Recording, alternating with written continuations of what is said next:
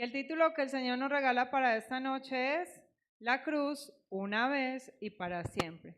Pero vamos a hacer un recorderis de lo que aprendimos el domingo, como decía mi esposo. Él ya habló del manto, ¿cierto? ¿Qué es lo que simboliza la corona de espinas?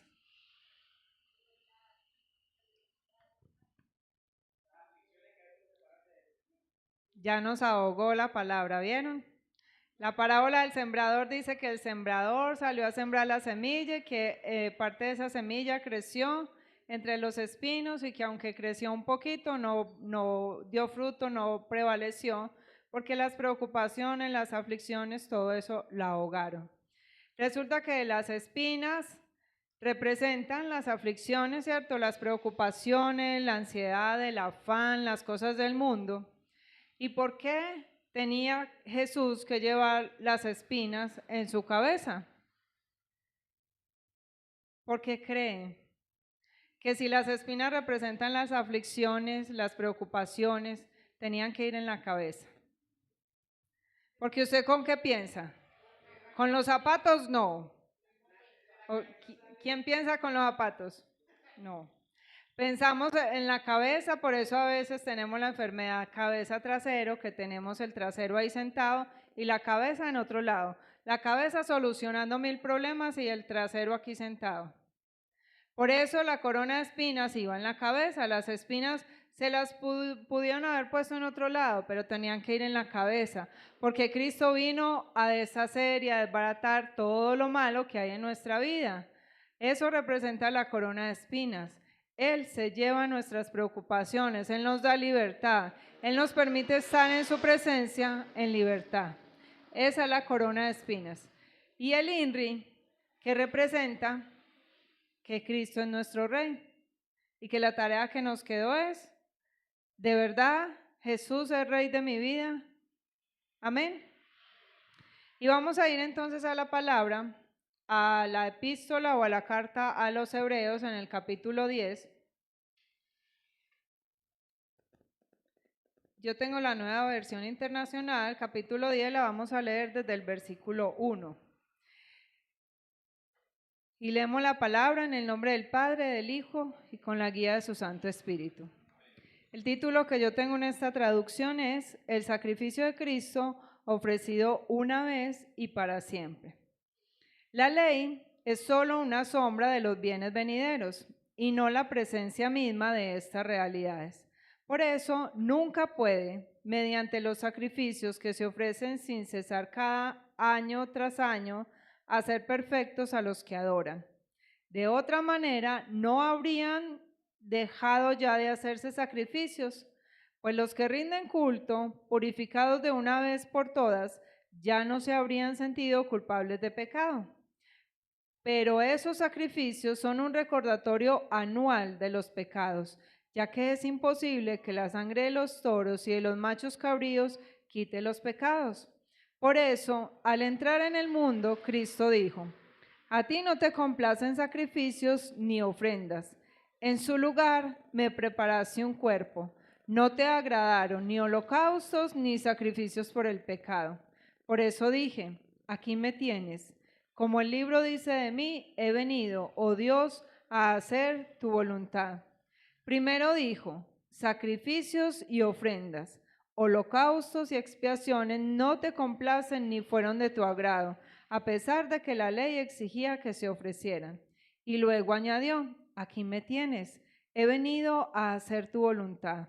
Así quitó lo primero para establecer lo segundo. Y en virtud de esa voluntad somos santificados mediante el sacrificio del cuerpo de Jesucristo, ofrecido una vez y para siempre. Todo sacerdote celebra el culto día tras día, ofreciendo repetidas veces los mismos sacrificios que nunca pueden quitar los pecados. Pero este sacerdote, después de ofrecer por los pecados un solo sacrificio para siempre, se sentó a la derecha de Dios, en espera de que sus enemigos sean puestos por estrado de sus pies. Porque con un solo sacrificio ha hecho perfectos para siempre a los que está santificando. Y también el Espíritu Santo nos da testimonio de ello. Y primero dice: este es el pacto que haré con ellos.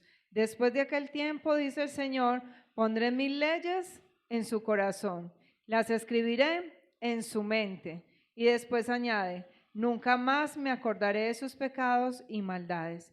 Y cuando estos han sido perdonados, ya no hace falta otro sacrificio por el pecado. Amén. Padre, gracias de nuevo, te damos por esta palabra. Rogamos que sea tu Santo Espíritu el que nos guíe, el que nos dirija en esta noche. Señor, que podamos estar aquí, no solo con nuestro cuerpo presente, sino con nuestra mente abierta, dispuesta a recibir toda la enseñanza que tú traes para nosotros. Ministra, Señor, a nuestra vida, a nuestro corazón. Ayúdanos a entender, a amar, a abrazar, a vivir tu palabra. Y como lo dice en este texto, que tus leyes sean escritas en nuestro corazón y en nuestra mente. Ponlas en nuestro corazón, Señor, para amarlas, para abrazarlas, y en nuestra mente para no olvidarlas y para tenerlas siempre presentes. A ti te damos toda la gloria en el nombre de Jesús. Amén. ¿A cuánto nos gusta la ley? ¿A todos nos gusta la ley? ¿Sí o no? ¿Por qué no nos gusta la ley? Porque qué pereza, que la ley nos pone límite, la ley nos cohíbe, la ley nos pone cercas, y a quién le gusta que le digan qué hacer y qué no hacer. Eso es de nacimiento, eso lo traemos en nuestro ADN impreso a través del pecado. A nadie le gusta la ley.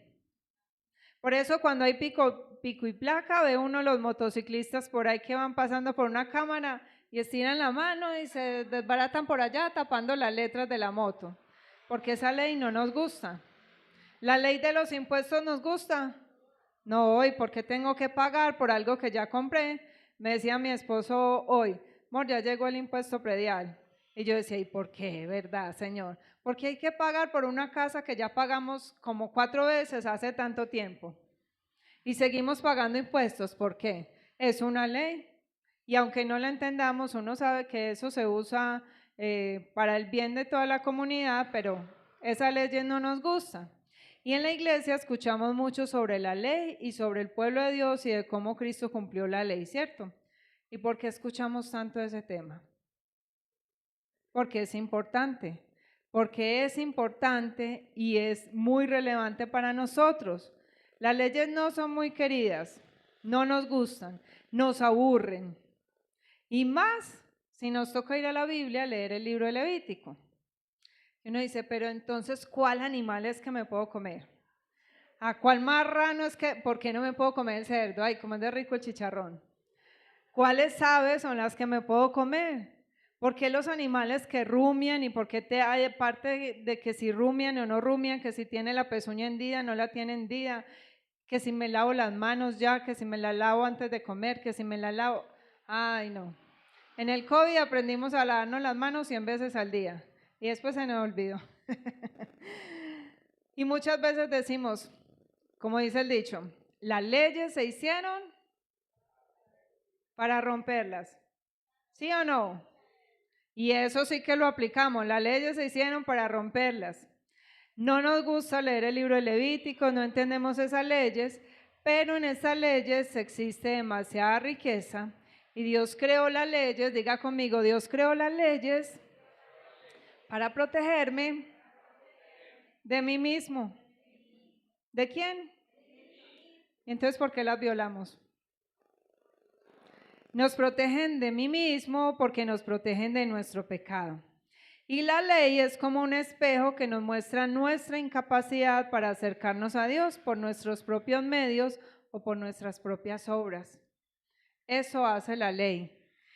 Por eso, ¿la ley puede salvarnos? ¿Sí o no? En unanimidad, ¿la ley puede salvarnos? No. La ley nos protege, pero la ley no nos salva. Protege, pero no salva. Por eso es que usted y yo necesitamos un Salvador. La ley protege, Cristo salva. Y la epístola a los hebreos muestra que los sacrificios que hacían los judíos eran provisionales y eran para aplacar la ira de Dios hasta que llegara el Salvador, el varón perfecto, el sacrificio perfecto, el cordero perfecto. El sacrificio era necesario, sí. La sangre era derramada para dar perdón y vida al pueblo, pues la sangre significa la vida. Lo dice el libro de Levíticos en el capítulo 17, el versículo 11. En la sangre hay, ¿qué hay en la sangre? Bien, bueno, enfermedad cabeza trasero, chao de esta iglesia. ¿Qué hay en la sangre? Si usted pierde 2 litros de sangre, se desvive. Se desvive. Si usted pierde sangre, se muere. Si su sangre no está sana, tiene muchas enfermedades e incluso lo pueden llevar a la muerte. Por eso la sangre es vida. Por eso era necesario el derramamiento de sangre para darnos vida. Mire, pero el autor de Hebreo nos enseña que los sacrificios del antiguo pacto solo apuntaban al plan de Dios para redimir a los suyos a través de la entrega del Cordero perfecto que es Jesucristo. ¿Y por qué si Dios sabía que iba a enviar a Jesús, para qué pedía que el pueblo sacrificara corderos, el macho cabrillo, el chivo expiatorio? ¿Para qué pedía Dios que sacrificaran todo eso? Tanto derramamiento de sangre. Todos los días Dios pedía que hubiesen sacrificios en la mañana, en la tarde. Cada sábado debían presentar sacrificios, cada año debían presentar sacrificios. ¿Para qué si eso no tenía sentido? ¿O sí tenía sentido? ¿Usted le encuentra sentido a todos esos sacrificios? Si no eran para librar al pueblo ni para salvarlo. Para obedecer. Yo le preguntaba al Señor, bueno, ¿para qué tantos animales?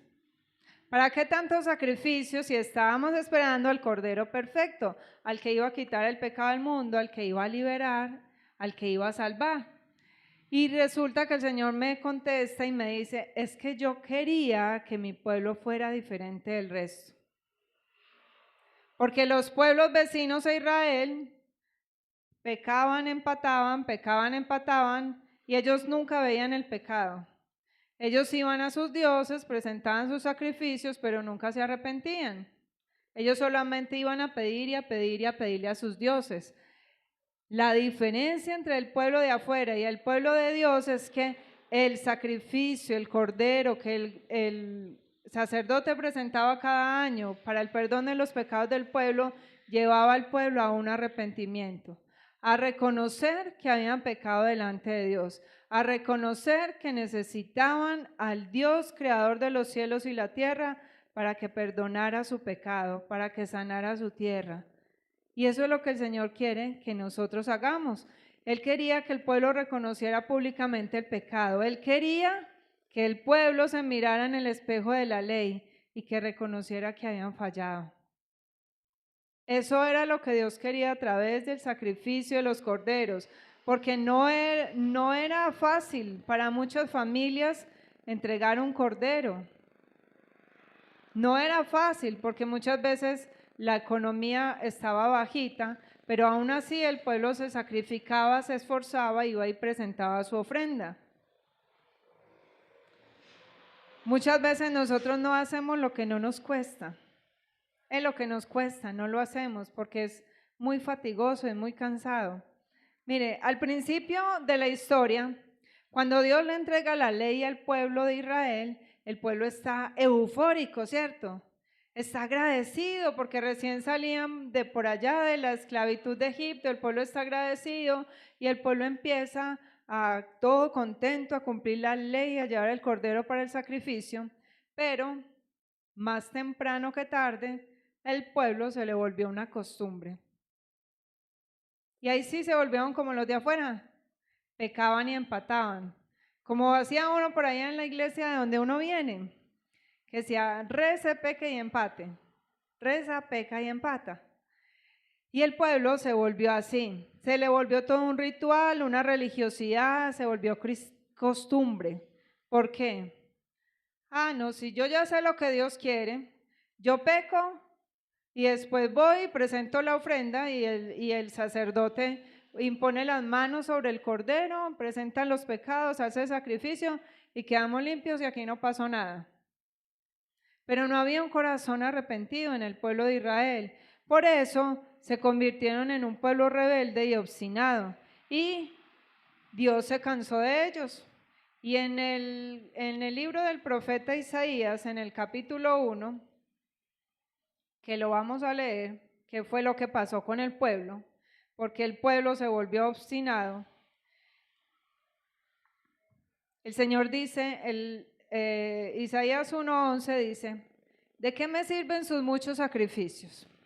Dice el Señor, estoy harto de holocaustos, de carneros, de la grasa de animales engordados, de la sangre de los toros, de los corderos y de las cabras. No me complace, porque vienen a presentarse ante mí. ¿Quién les mandó traer animales para que pisotearan mis atrios? No me sigan trayendo vanas ofrendas. El incienso es para mí una abominación. Luna nueva, día de reposo, asambleas convocadas. No soporto que con su adoración me ofendan. Yo aborrezco sus lunas nuevas y festividades. Se me han vuelto una carga que estoy cansado de soportar. Cuando levantan sus manos, yo aparto de ustedes mis ojos. Aunque multipliquen sus oraciones, no las escucharé, pues tienen las manos llenas de sangre. Lávense, límpiense, aparten de mi vista sus obras malvadas. Dejen de hacer el mal, aprendan a hacer el bien, busquen la justicia y reprendan al opresor. Aboguen por el huérfano y defiendan a la viuda. Vengan y pongamos las cosas en claro, dice el Señor. ¿Son sus pecados como escarlata? Quedarán blancos como la nieve. ¿Son rojos como la púrpura? Quedarán como la lana. ¿Están ustedes dispuestos a obedecer? ¿Están ustedes dispuestos a obedecer? Pregunta el Señor hoy a la Iglesia Rey Jesús de Gloria Belencito. ¿Están ustedes dispuestos a obedecer? Entonces comerán lo mejor de la tierra. ¿Se niegan y se rebelan? Entonces serán devorados por la espada. El Señor mismo lo ha dicho. El Señor mismo lo ha dicho. El Señor se cansó, se hartó, dijo, estoy cansado. Y así como el Señor se cansó del pueblo de Israel, está cansado la iglesia de hoy. Y el Señor dice, yo estoy cansado de sus ofrendas, de sus holocaustos, de todo lo que me presentan. Estoy cansado de las fiestas que hacen supuestamente para mí. Estoy cansado de los espectáculos, estoy cansado de que se inventen un montón de cosas, de actividades para entretener a la gente, pero el corazón está lejos. El corazón está lejos y por eso el versículo 16 dice, lávense y límpiense, lávense y límpiense. El pueblo se había convertido en un pueblo insensible al pecado y a la presencia de Dios. ¿Será que la iglesia hoy está insensible al pecado y a la presencia de Dios? Sí, total. Insensible al pecado. Porque vamos por ahí diciendo, Dios me entiende, Dios me comprende, Señor, voy a mi ritmo, aquí voy, montado en una tortuga, algún día llegaré, pero aquí voy. Sin saber cuántos días nos quedan de vida. Sin saber si ya le agotamos la paciencia al Señor. El Señor es lento para la ira, pero tiene ira. Su misericordia es grande, pero tiene ira. Su amor es inagotable, pero el Señor se enoja. Y si el Señor se enojó con el pueblo de Israel, ¿quién le dice a usted que no va a enojar con usted? Si el Señor se cansó del pueblo, ¿qué le dice a usted que no va a cansar de usted? Porque herramientas se extiende y no las queremos tomar. Porque oportunidades tenemos, pero no las queremos tomar porque no queremos ir a la cruz. Mire, actuamos por costumbre. La iglesia hoy está viviendo bajo la religiosidad. Cumplo y como el Señor nos ha dicho, chuleo un culto un domingo, chuleo un culto un miércoles, chuleo que fui al ayuno, chuleo que fui a la vigilia y me tomé el refrigerio a medianoche más rico. Chuleo y en mi vida diaria, en el resto de los días del año, ¿dónde está mi relación con el Señor? Tengo gozo, tengo deleite por Dios. Estoy viviendo un cristianismo más enfocado en mí, en mi dolor, en mi necesidad, en qué me da el Señor, en cómo el Señor me usa, en cómo el Señor me habla, y todo se trata de mí, y el centro que debe ser Cristo no está. Y estamos creyendo erróneamente que estamos buscando y que estamos agradando a Dios. Y en ese engaño hemos dejado de lado el sacrificio, el valor y la importancia de la cruz. El valor y la importancia de la cruz. ¿Usted y yo adoramos la cruz? ¿Sí o no? Yo no les voy a dar tabla. ¿Usted y yo adoramos la cruz? ¿Sí o no? Mire, aquí es donde necesitamos estar seguros de nuestra identidad. Diga conmigo, yo no adoro la cruz. Yo adoro al que murió en la cruz. Cuando uno dice yo abrazo la cruz, no es yo no voy a abrazar un madero ni un crucifijo, no. Yo abrazo el sacrificio del varón perfecto, del único que se podía presentar como ofrenda perfecta y agradable al Padre. Y mire, hay algo en este plan maravilloso, creado, diseñado por el Señor. Un plan único y perfecto. El plan de salvación a través de la cruz.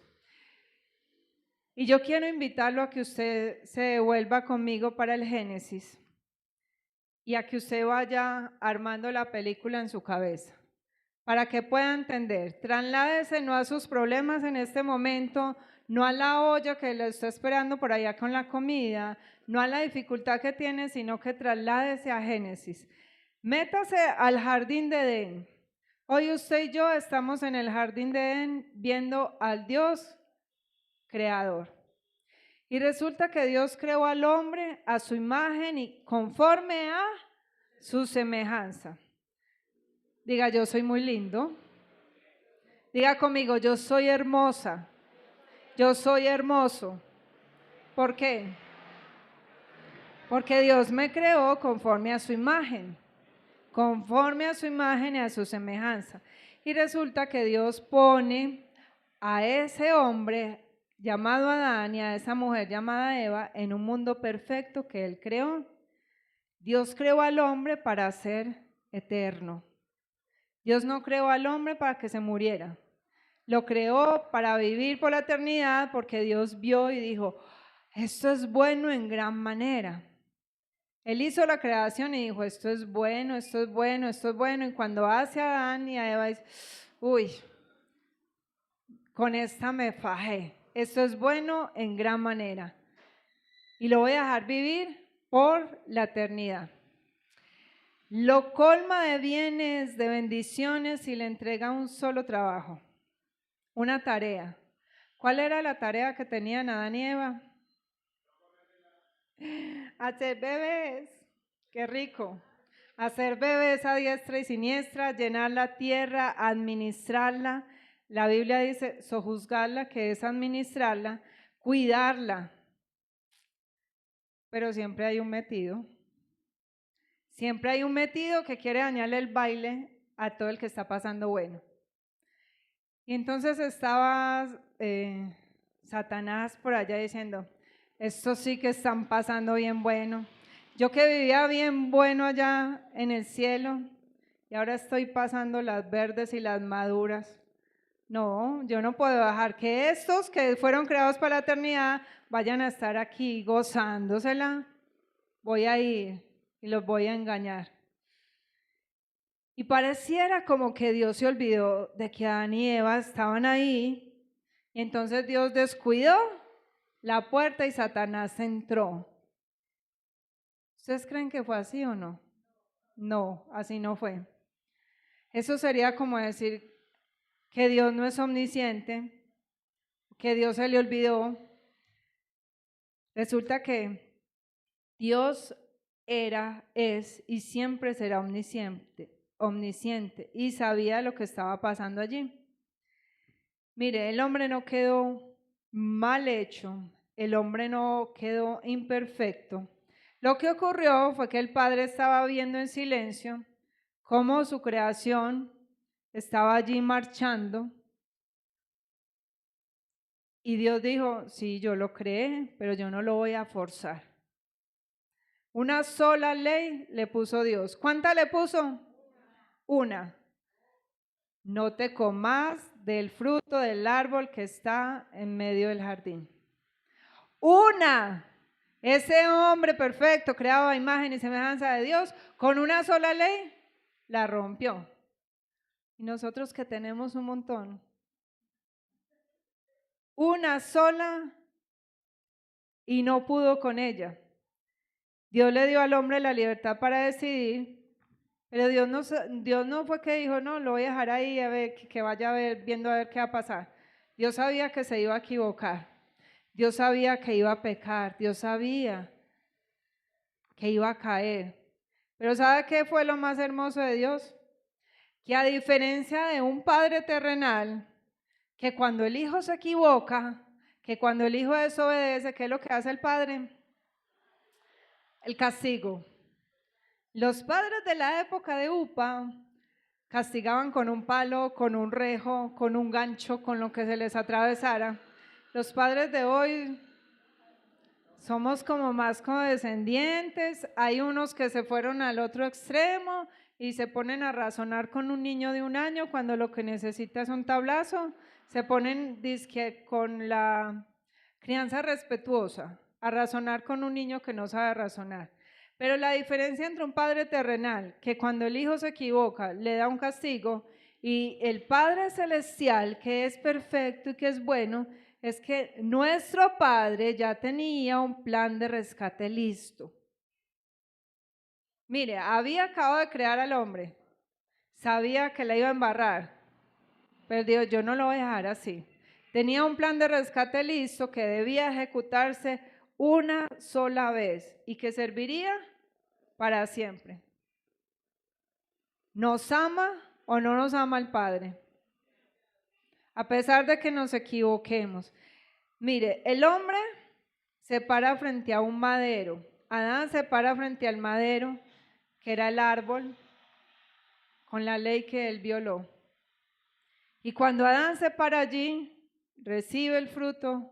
Eva fue la primera que se paró, pero eso era la misma carne. Adán y Eva estuvieron ahí. Cuando se para ahí y desobedece, se cierra el camino de la comunión con el Padre. Y ese solo pecado trajo maldición, trajo muerte, trajo enfermedad, trajo contiendas. Porque ¿saben dónde empezaron las peleas matrimoniales? Allá.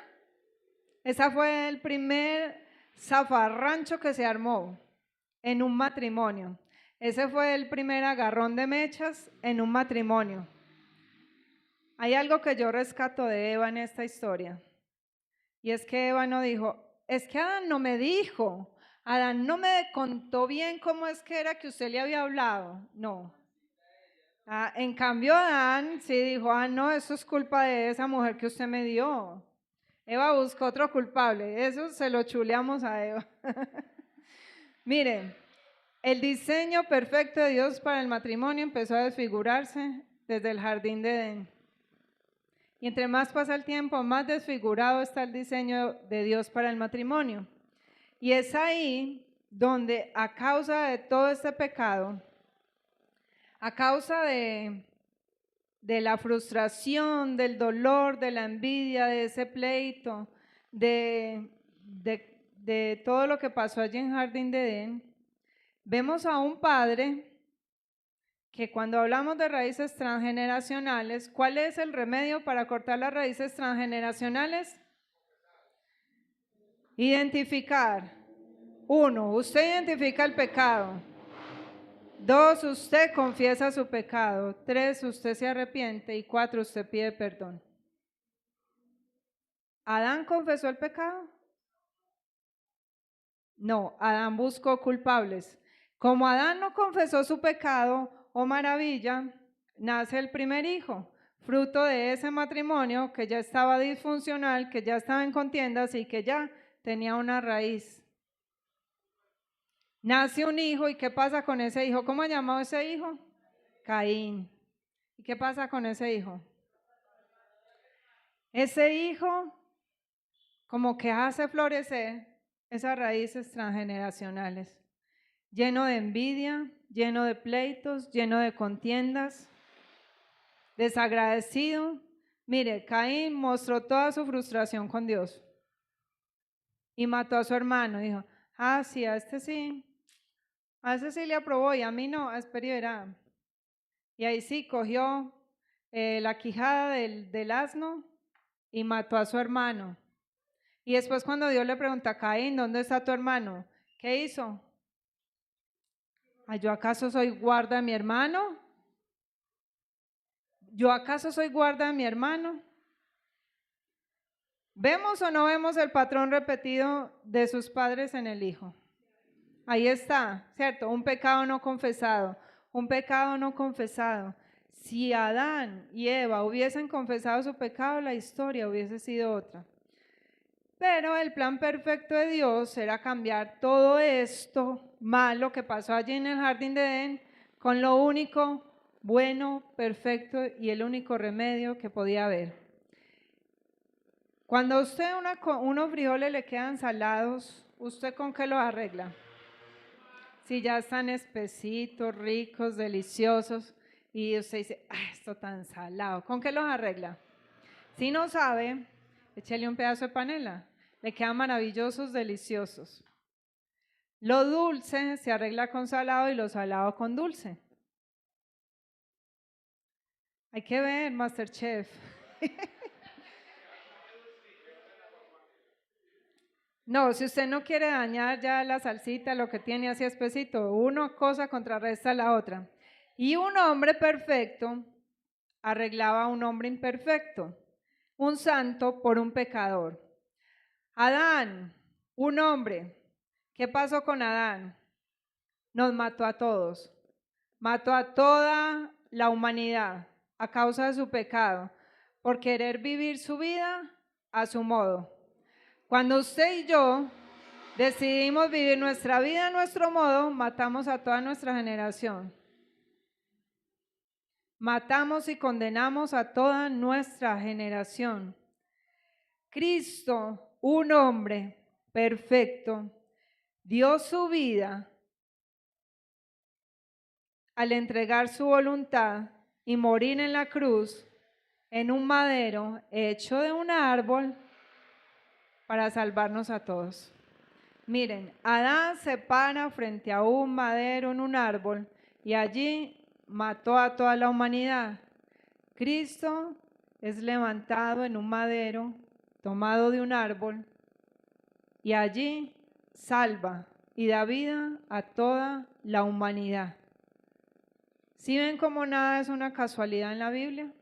Y toda la Biblia apunta a Cristo y a su obra redentora. Por eso si nosotros sacamos a Cristo, no tenemos Biblia. Volvamos a Hebreos, al capítulo 10.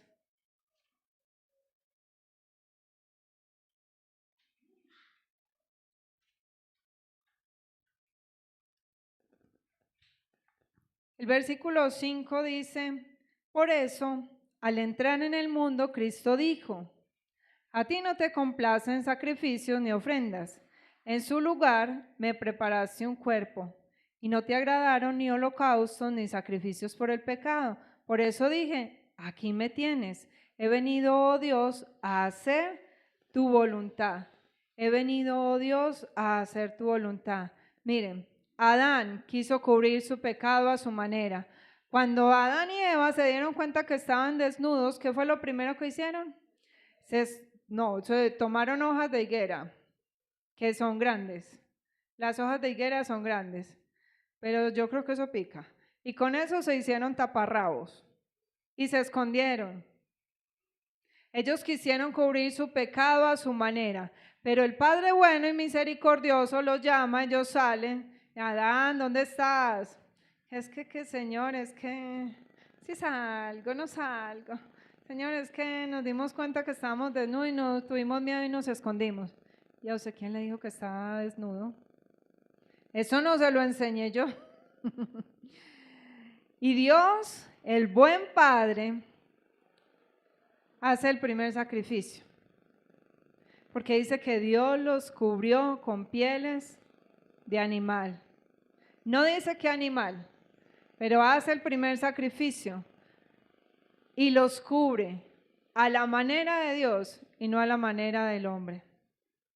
Por eso cuando usted y yo tratamos de cubrir nuestro pecado escondiéndolo, nos va muy mal. Y esas hojas de higuera duelen, pican, rascan y nos hacen esconder. Pero cuando vamos a Cristo, que el único que quita el pecado, y se lo presentamos y decimos, Señor, te fallé, Señor, hoy mi pecado se llama adulterio, mi pecado se llama pornografía, mi pecado se llama ira, mi pecado se llama justicia propia porque quiero matar y comer del muerto, mi pecado hoy, Señor, fue que mentí, mi pecado fue hoy que quise agradar a todos y me olvidé de ti. Y se lo presentamos al Señor, Él no va a sacar una tabla y nos va a pegar, Él va a decir, lo está reconociendo, bienvenido. El Padre hace el primer sacrificio para poder hacer una vestidura digna y cómoda y mostrar de esa manera que era necesario el sacrificio de Cristo para cubrir nuestro pecado, para darnos una nueva vida y darnos esperanza. ¿Qué pasa con Adán? Adán es arrojado del Edén.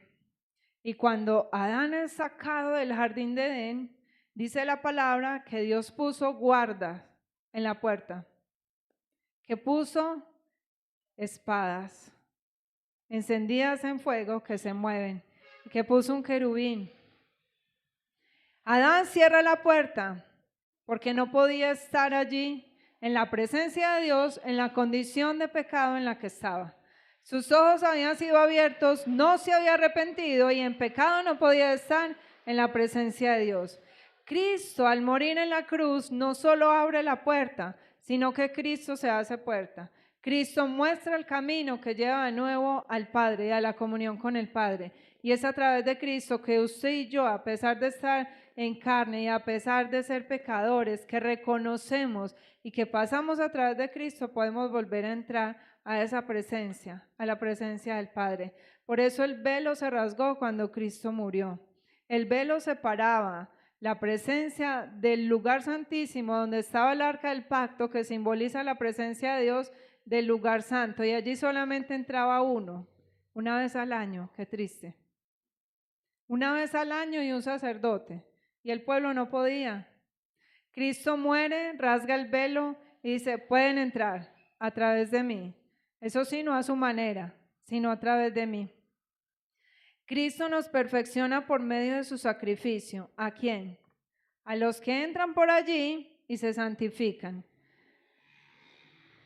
Porque dice el versículo 14 de Hebreos, porque con un solo sacrificio ha hecho perfectos para siempre a los que está santificando. ¿A usted lo está santificando el Señor? Pregúntele al que tiene al lado. ¿El Señor lo está santificando? Puede entrar entonces. Vamos en un proceso de santificación. Lo más hermoso es que aunque este camino no es fácil, porque mientras tengamos carne, tóquese, ¿usted tiene carne? ¿Usted tiene luchas? ¿A usted le presentan tentaciones? ¿Sabe cuál es mi tentación? La cama. Esa me dice, abrázame. Y ahorita no puedo. Te reprendo en el nombre de Jesús. Yo tengo otra tentación. Yo no lucho con pecados sexuales. Yo lucho con la comida. Mi esposo no ayuda. Él sabe que yo lucho con el peso porque el sobrepeso me enferma, me inflama el colon. Y yo veo el chocorramo, que es el único dulce que me gusta. Unas galletas, él me lleva a la tentación. Pero eso no es culpa de él. Eso no es culpa de él. Yo soy la que decido si caigo o no. Cuando me subo a la pesa, yo dije, ay, Dios mío, Señor, sálvame. Pero yo le digo a él, no me traiga eso, que no puedo. Pero me toca decir, él come, los niños comen, ahí está la parva. Yo soy la que decido no comer. ¿Usted con qué lucha? ¿Cuál es su tentación? No culpe a los demás de su tentación. Si usted tiene luchas en el área sexual, hombres, y ven una mujer en minifalda y mostrando por aquí, no culpe a la mujer. Tome la decisión de no mirar y de ir a la cruz. Y si a las mujeres les gusta el Schwarzenegger, el bombero estadounidense con las chocolatinas marcadas, mire para otro lado. Mire para otro lado.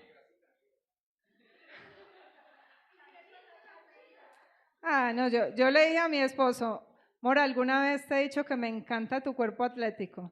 Me dice, no. Y yo, deje de comer tanto pan y verá qué le digo.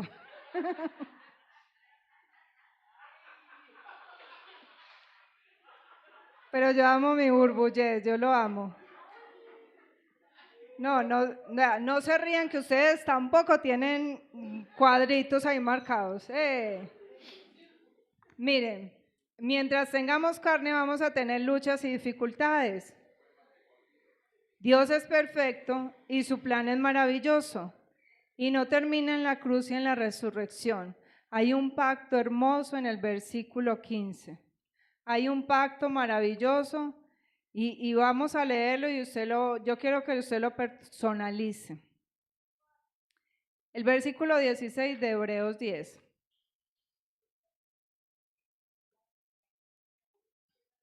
El Señor nos dice, este es el pacto, diga conmigo, este es el pacto que haré con Lina. Después de aquel tiempo, pondré mis leyes en el corazón de Lina y las escribiré en la mente de Lina. Y añade después el Señor. Nunca más, diga conmigo, nunca más, Lina, nunca más, Lina, me acordaré de tus pecados y maldades. Nunca más. Y cuando estos hayan sido perdonados, que ya me los perdonó, yo sé que ya me los perdonó, ya no hace falta otro sacrificio por el pecado. Porque mire, ¿sabe qué? Cuando el Señor pone sus leyes en mi corazón y las escribe en mi mente, yo ya no estoy mirando a ver de qué primaria me cojo. Yo ya estoy cambiando las mentiras que recibo de Satanás por las verdades de la palabra de Dios. Todo pecado es perdonado, todo pecado es borrado, la cuenta está saldada y yo no tengo que volver a recordar el pecado que yo cometí cuando tenía 6 años. El pecado que yo cometí cuando tenía 18 años, que me olvidé del todo de Dios y me fui a la vida desastrosa que tuve, porque yo no conocía a Dios. Ya Dios me perdonó, yo no tengo que ir a darme látigo allá. Yo tengo que seguir a la meta, al supremo llamamiento, a Cristo Jesús. Porque el Señor no me va a machacar, pero el diablo dice, ay, acuérdese, ¿usted con qué cara va a hablar? No, mijo, ya el Señor me perdonó y Él dijo que sus leyes las escribió en mi corazón, las puso en mi corazón y que las escribió en mi mente, que ya me perdonó y yo no necesito acordarme de eso. Por eso se hace urgente reconocer el pecado, ponerle nombre, confesarlo todos los días, uno a uno, para que usted y yo mantengamos la cuenta en cero. Porque no podemos estar como yendo al señor de la tienda. Fíeme unas galletas, fíeme un arroz y cuando llega la quincena, ¿cuánto le debo? Media quincena. Media quincena. Si uno no, que el Señor hiciera un milagro y pusiera la cuenta en ceros. Pues el Señor sí hace milagros todos los días y nos pone la cuenta de nuestros pecados en ceros, para que cuando llegue el chepito a cobrar, o sea, Satanás, no tenga nada que cobrarnos y usted y yo no tengamos nada que avergonzarnos. Y usted y yo no tengamos que decir, ay, ¿quién vino? Diga que no estoy. Diga que no estoy, que me fui. El enemigo nos quiere avergonzar, que podamos poner la cara y decir, no, es que yo ya confesé ese pecado, yo ya pedí perdón. Así es que desde Génesis vemos cómo Dios muestra su plan de salvación en cada evento y en cada personaje que encontramos, que todo apunta a la cruz y a la obra perfecta, y que Dios no repite eventos. Dios hace las cosas una vez. en la Biblia para apuntar a Cristo. ¿Cuántas veces Dios, aparte de Abraham, le pidió a alguien que saliera de su tierra, de su parentela, a donde él le iba a mostrar? ¿A cuántos hombres Dios le pidió que le entregara el primogénito? A uno. ¿Cuántos hombres pelearon con el ángel como Jacob? Ninguno. ¿Cuántos hombres fueron gobernadores de Egipto como José? ¿Cuántos hombres fueron vendidos por sus hermanos como José? ¿Cuántas veces Israel estuvo esclavo en Egipto? ¿A qué otro pueblo Dios le mandó las 10 plagas? ¿A qué otro pueblo? ¿Sí ven cómo Dios no repite? Y todo apunta al plan de salvación. ¿Cuántas veces Dios le dijo al pueblo que sacrificara el cordero y que pintara los dinteles con la sangre y que la sangre que sobrara la pusiera ahí en una coquita? ¿Cuántas veces? Una vez. Yo no veo al pueblo nunca más haciendo lo que Dios había mandado en esa Pascua. Sacrificaban el cordero, celebraban la Pascua, eso sí lo repetían, porque eso era lo que estaban esperando. Pero nunca más se usó la sangre para pintar los dinteles de las puertas. ¿Cuántas veces se abrió el Mar Rojo? ¿Y cuántas veces se abrió el Jordán? ¿Cuántas? ¿Cuántas veces cayeron las murallas de un pueblo? ¿Cuáles? Las murallas de Jericó. Así es que todo en la palabra, en el Antiguo Testamento, es una ventana que apunta a Cristo, a la venida de Cristo, a su obra salvadora. Y todo nos lleva a Él. Y entre más lo vemos a Él y entendemos su obra salvadora, más lo amamos, más vemos su bondad, su gracia, su misericordia, su santidad. Él nos muestra más nuestra maldad y su sangre nos sigue limpiando de todo pecado. Así que para concluir, le dejo como tarea y lo vamos a leer para que usted lo lea y lo relea. El versículo 19 de Hebreos 10 que dice: así que hermanos míos, Rey Jesús de Gloria Belencito, mediante la sangre de Jesús tenemos plena libertad para entrar al lugar santísimo cada vez que queramos, por el camino nuevo y vivo que Él nos ha abierto a través de la cortina, es decir, a través de su cuerpo. Y tenemos además un gran sacerdote al frente de la familia de Dios. Acerquémonos pues a Dios con corazón sincero y con la plena seguridad que da la fe, interiormente purificados de una conciencia culpable y exteriormente lavados con agua pura. Mantengamos firme la esperanza que profesamos, porque fiel es el que hizo la promesa. Y yo quiero que usted y yo nos aprendamos el versículo 24. Preocupémonos los unos por los otros. Dios no nos puso para que seamos sacosolos ni para que seamos veleros. Preocupémonos los unos por los otros. Estamos en una tempestad, hay un mar de leva que está agitando la iglesia y la iglesia está cada uno andando por su lado. Preocupémonos los unos por los otros a fin de estimularnos al amor y a las buenas obras. No dejemos de congregarnos como acostumbran a hacerlo algunos, sino animémonos unos a otros y con mayor razón ahora que vemos que aquel día se acerca. No dice comámonos a punta de críticas, de señalamientos y de juicios. Dice animémonos, pero ¿cómo se anima si no se congrega? ¿Cómo se anima si no contesta el teléfono? ¿Cómo se anima si quiere vivir solo?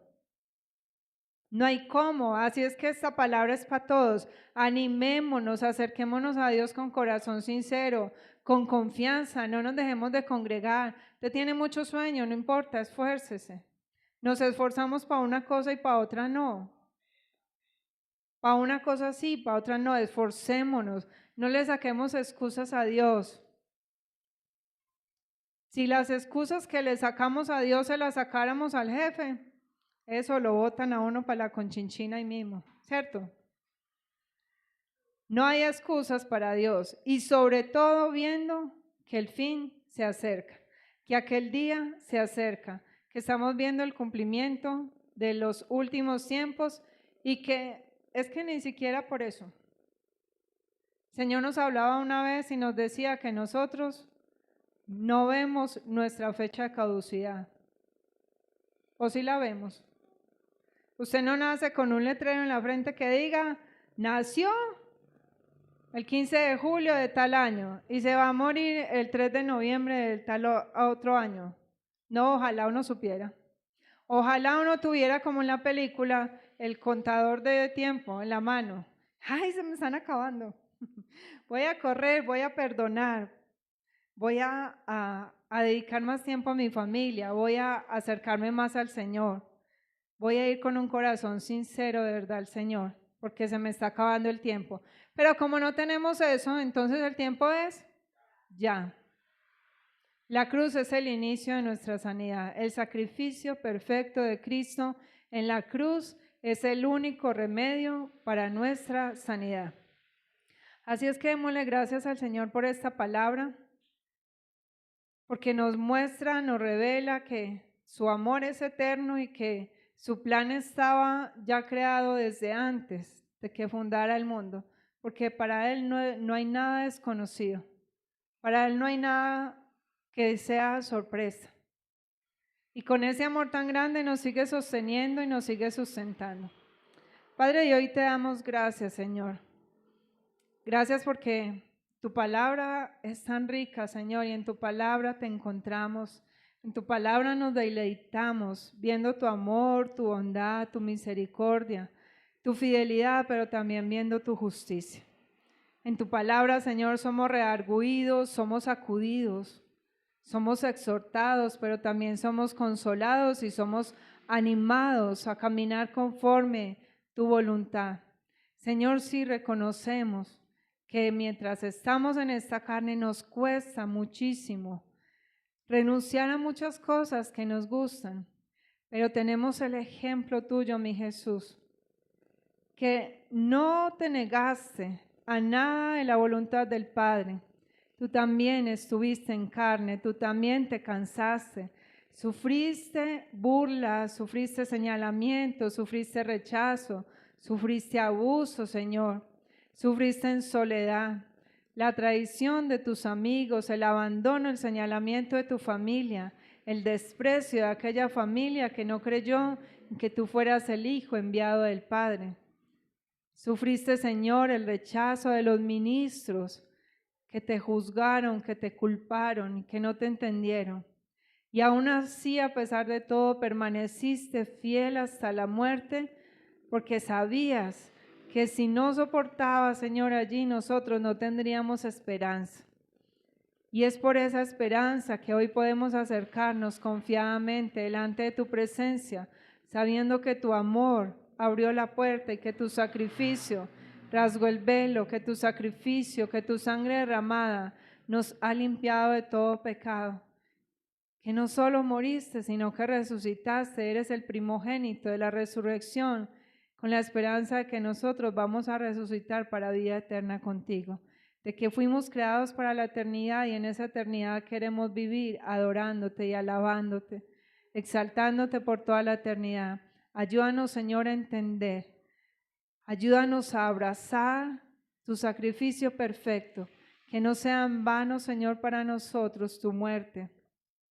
Que no tengamos, Señor, por costumbre el acercarnos a tu presencia y que sobre todo no se nos vuelva una costumbre pecar y olvidar que el primero al que le fallamos es a ti. Antes de fallarle, Señor, al que tenemos al lado, antes de fallarnos a nosotros mismos, te estamos contristando a ti. Danos la fuerza y el valor para reconocer nuestro pecado, para confesarlo, para arrepentirnos y alcanzar la limpieza y la salvación. Ayúdanos, Señor, llévanos con bien de regreso a nuestro hogar y ayúdanos a que cada día vayamos dando pasos de cambio, que podamos dejar que tu Santo Espíritu nos santifique y que esa palabra, Señor, que has grabado en nuestra mente y que has puesto en nuestro corazón, nos lleve cada día a ser mejores delante de tu presencia. A ti damos, Padre, toda la gloria y toda la honra, en el nombre de Jesús. Amén y amén.